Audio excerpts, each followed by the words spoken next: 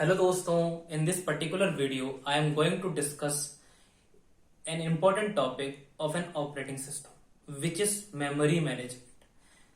Memory and management is important because it deals with the CPU, not directly but indirectly. Every processes which you are scheduling is all only reside in the memory.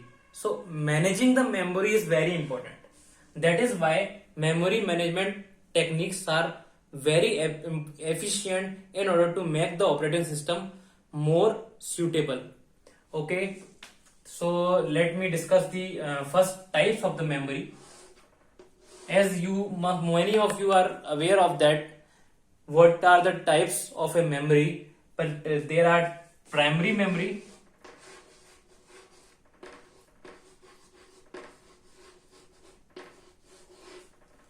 and the secondary memory.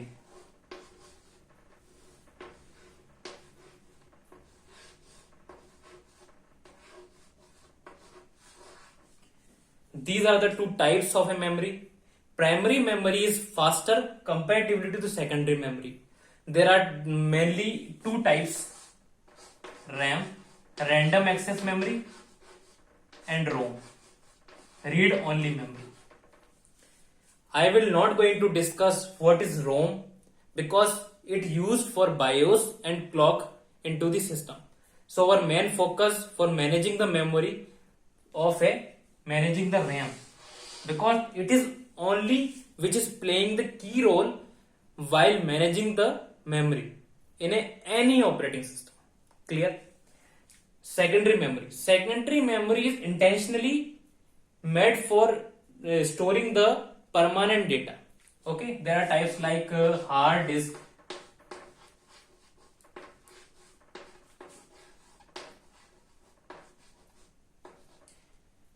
SSD, solid state disk. There are many other floppy disk. As the time evolves, they are also evolving. But as per the cost is concerned, they are much cheaper than primary memory. But speed, they provide higher speed. That is the main difference why we don't use a one kind of memory in the system. I have already made a video on this. You can check the hierarchy of a memories. Okay, let's come to the topic, which is memory management. So when I am talking about the memory management, I am saying I have how to manage RAM in an efficient manner. Clear? So let me remove this.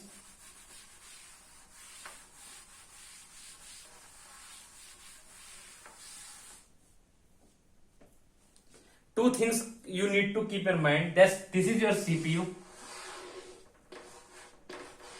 Let me define by the diagram so that you can get a better idea. This is CPU. This is your main memory, and this is your hard disk.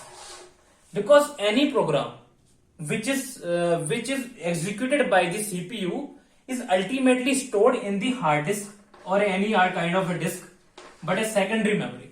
Clear? Hard disk. But in order to execute it by the CPU, it needs to forward that program or a process into the RAM or a main memory. Clear? Every program whosoever wants to executed by the CPU has to reside into the main memory, and then CPU take that program from the main memory and execute it and put the data into the again main memory, and then we store the data to the hard disk for a permanent purpose, for the consistency of a system. That is clear. So when I am talking about the memory efficiency, memory management, what is our goal? Actually, we want to increase the number of processes that reside in the main memory. Suppose in a multi-programming environment, when a CPU is executing multiple processes, okay, CPU is executing multiple processes. So what is our goal? What should be our goal?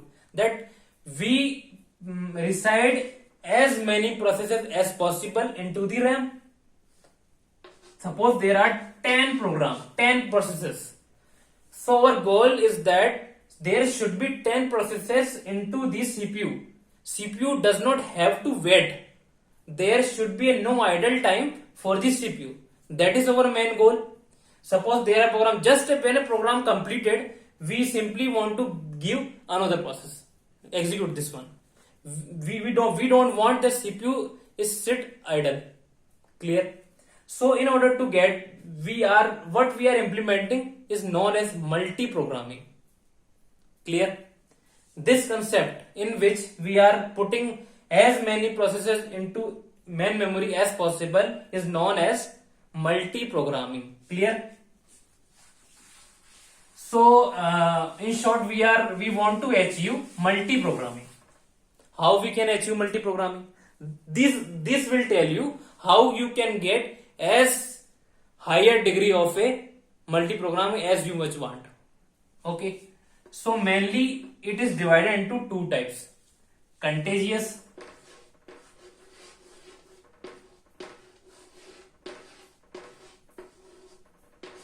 and non-contagious.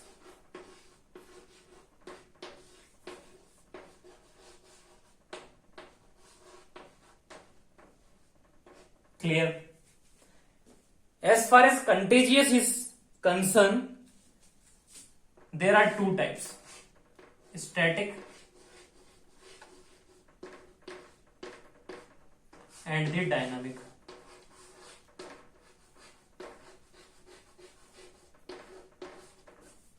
Clear? And non-contagious, when I am saying contagious and non-contagious, what does it mean? Contagious mean in a memory, program is putting in a contagious manner. We are not dividing the program from the breakdown. We are not break down the program, or we are not putting the processes one in. Suppose process 1 is there, process 2 is after 10 block. No, we are putting all the processes in a order. In a dynamic, we are deciding that partitioning of a RAM. Actually, we are dividing the RAM into the different partitions.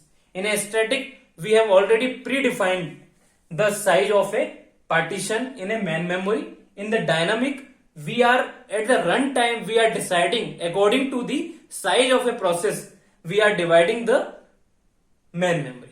That is all. We will discuss that in a later video. So let's come to the non-contagious. There are different techniques like paging.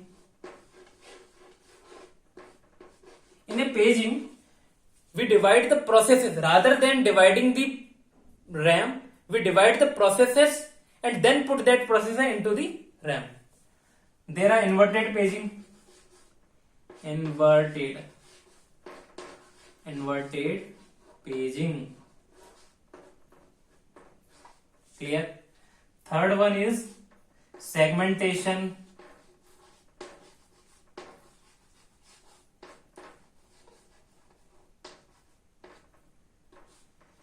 And multi-level paging.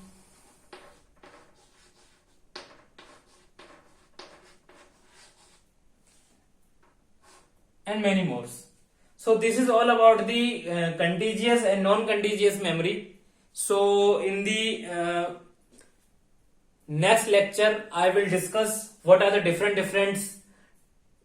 methods we use in paging, inverted paging, segmentation, and how they are different from each other.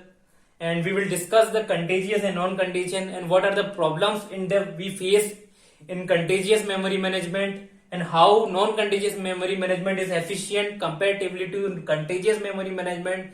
We will discuss each and everything in the coming next videos. Keep watching, keep learning. Thank you.